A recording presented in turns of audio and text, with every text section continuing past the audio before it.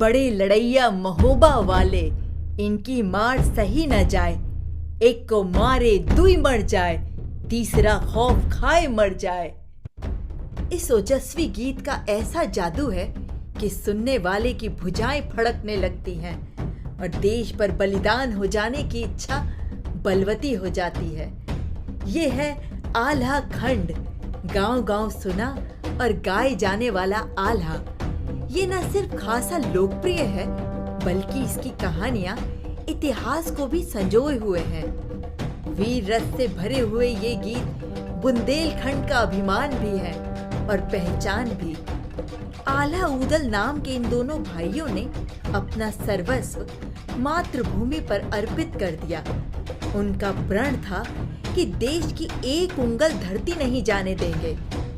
बुंदेलखंड के इन असीम शूरवीरों आल्हा ऊदल की वीरता का वर्णन किया है परमादिदेव के राजकवि जागनिक ने चंद्रकालीन लोक महाकाव्य आल्हा खंड में। मध्य प्रदेश के मध्यकालीन इतिहास में एक प्रमुख वंश का जिक्र होता है, जिसे चंदेल वंश के नाम से जाना जाता है। इस वंश में कई प्रमुख शासक हुए। इन्हीं में से एक परमादिदेव, जिन्हें परमाल के नाम से जाना जाता था। राजा परमाल के दो वीर सेनापति दक्षराज और वत्सराज नाम के दो भाई थे। सम्राट परमादिदेव, जो कि परमाल के नाम से प्रसिद्ध थे, उनका विवाह राजकुमारी मल्हना के साथ हुआ। मल्हना की दो छोटी बहनें थीं, देवलदे और तिलका, जिनका विवाह वत्सराज और दक्षराज के साथ हो गया। इसी बीच सम्राट परमादिदेव ने अपनी राजधानी खजुराहो से बदलकर महोबागढ़ में स्थानांतरित कर दी। समय बीतता गया और एक शुभ घड़ी पर महोबा में 5 पुत्रों का जन्म हुआ। ब्रह्म कुमार, ढेवा, मलखान और आल्हा और ऊदल। ये थे महोबा के पंचवीर। इन पांचों को आल्हा खंड में बनाफल राय कहा जाता है। एक और मान्यता ये है कि आल्हा महाभारत के धर्मराज युधिष्ठिर और ऊदल भीम के अवतार थे। आल्हा और ऊदल दो भाई नहीं, 7 योद्धा एक साथ थे और जब अपनी सेना के साथ युद्ध के मैदान में उतरते तो दुश्मन के छक्के छुड़ा देते थे। वो दोनों युद्ध कला में पारंगत और अनेकों योद्धाओं के समान बलशाली थे। शूरवीर ऐसे जो खुद चुनौतियों के सामने पहुंच जाते थे।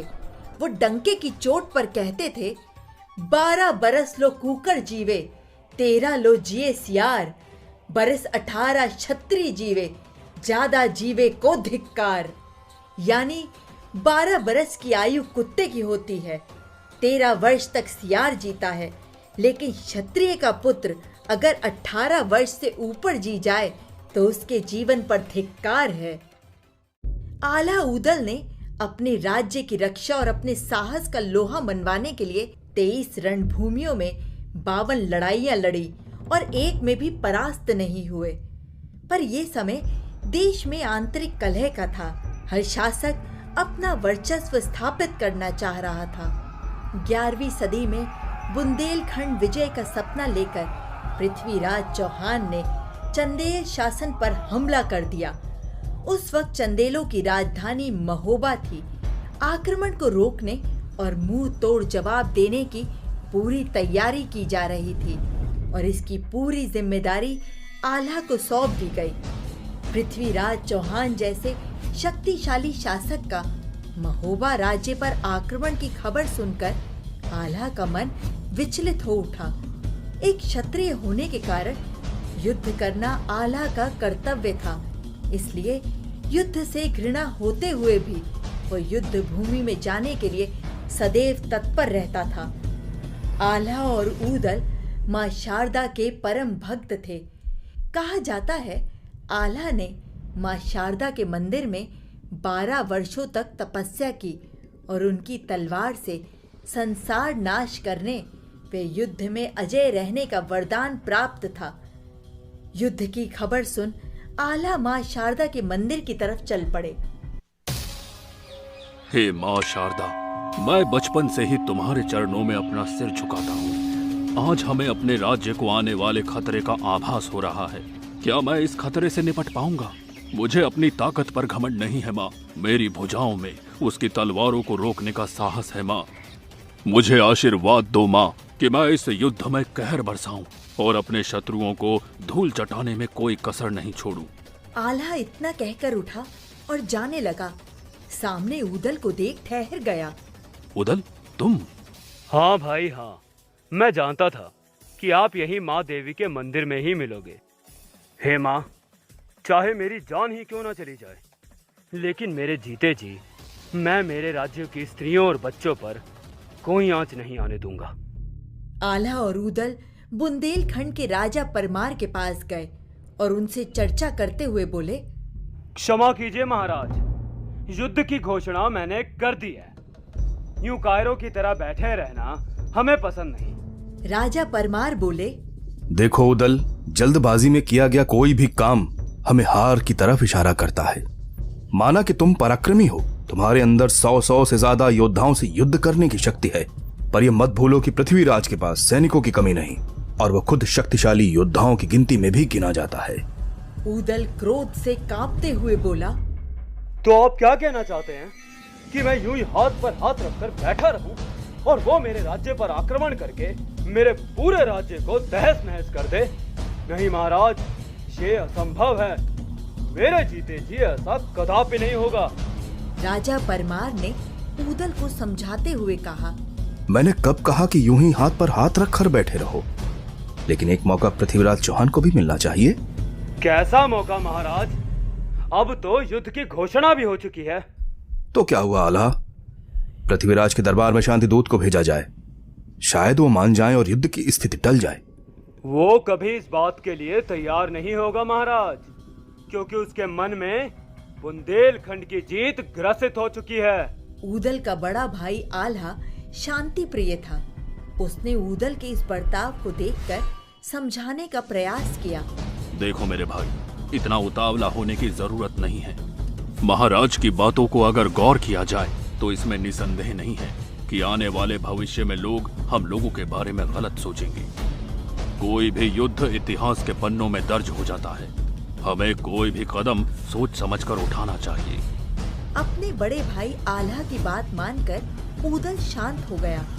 तत्पश्चात राजा परमार ने पृथ्वीराज को एक संदेशा भिजवाया। मेरे प्रिय मित्र पृथ्वीराज, मैं युद्ध नहीं शांति चाहता हूं। युद्ध में बहुत सारे सैनिक मारे जाएंगे जो मेरे और तुम्हारे ही होंगे। इसे बदला जाएगा और हम दोनों मिलकर ही यह बदल पाएंगे। युद्ध कोई समस्या का समाधान नहीं है पृथ्वीराज। सुख और चैन से रहो और हमें भी रहने दो। किंतु पृथ्वीराज ने इस संदेशे को देखकर दूत से कहा, अगर शांति से रहना चाहते हो तो मुझे बुंदेलखंड समर्पित कर दो। ऊदल को इसकी खबर लगते ही उसने उसी क्षण अपने सैनिकों को लेकर पृथ्वीराज से युद्ध करने के लिए निकल पड़ा। महाराज पृथ्वीराज चौहान के आदेश अनुसार उनका सेना नायक चामुंडराय 10,000 सैनिकों की विशाल सेना को लेकर बेरागढ़ रवाना हो गया। युद्ध आरंभ हो चुका था। 5 दिनों तक घमासान युद्ध होता रहा और कोई निर्णय नहीं निकला। तब पृथ्वीराज चौहान स्वयं इस युद्ध में लड़ने के लिए आगे आए। युद्ध अपनी चरम सीमा पर था, किंतु आल्हा ऊदल की युद्ध नीति और पराक्रम के सामने किसी की एक न चली। महोबा के इन वीरों से कोई न बच सका। लड़ाई करते हुए ऊदल पृथ्वीराज के सामने जा पहुंचा और दोनों में घमासान युद्ध हुआ और पृथ्वीराज घायल हो गया। पृथ्वीराज को बचाने के लिए चामुंडराय आदि वीरों ने एक साथ मिलकर हमला कर दिया, लेकिन ऊदल ने भी झुकना नहीं सीखा था। वो लगातार एक एक करके सब पर प्रहार करता रहा। बदहवासी में चामुंडराय ने धोखे से अपने हाथ के भाले को ऊदल के ऊपर फेंक दिया। वो सीधा ऊदल को चीरता हुआ चला गया और ऊदल वीर गति को प्राप्त हो गया। जब आल्हा को ये शोक समाचार मिला तो वो अपने खून के आंसुओं को रोक नहीं पाया। हे माँ शारदे, जिसने भी मेरे भाई को मारा है उससे बदला लेना मेरा पूर्ण अधिकार है। मुझ में इतनी शक्ति भर दे माँ कि उसे मारते वक्त मेरे हाथ नहीं कांपे। मेरे हृदय में किसी तरह का पश्चाताप ना हो। आल्हा पृथ्वीराज को ललकारते हुए युद्ध के मैदान में प्रवेश किया। पृथ्वीराज! दोनों में भयंकर युद्ध हुआ और पृथ्वीराज हताश होकर जमीन पर गिर पड़ा।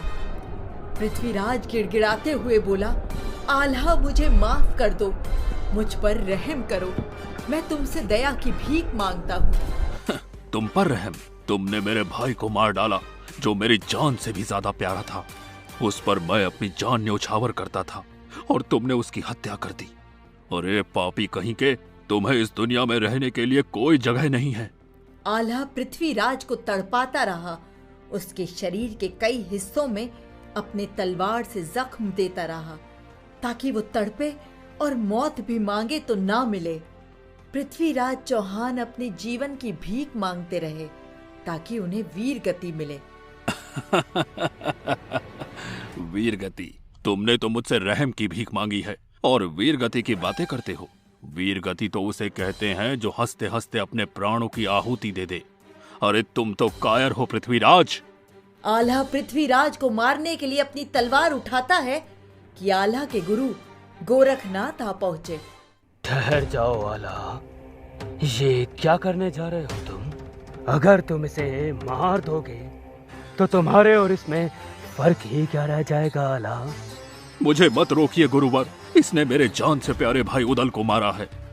मेरी बात मानो और इसे जाने दो। नहीं गुरुवर नहीं, ऐसा मत बोलिए।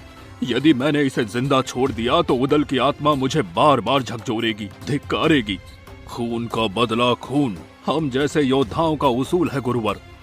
पर ये मत भूलो आल्हा, आने वाला इतिहास तुम पर गर्व करेगा, क्योंकि तुमने पृथ्वीराज जैसे कायर इंसान को भी जीवित छोड़ दिया।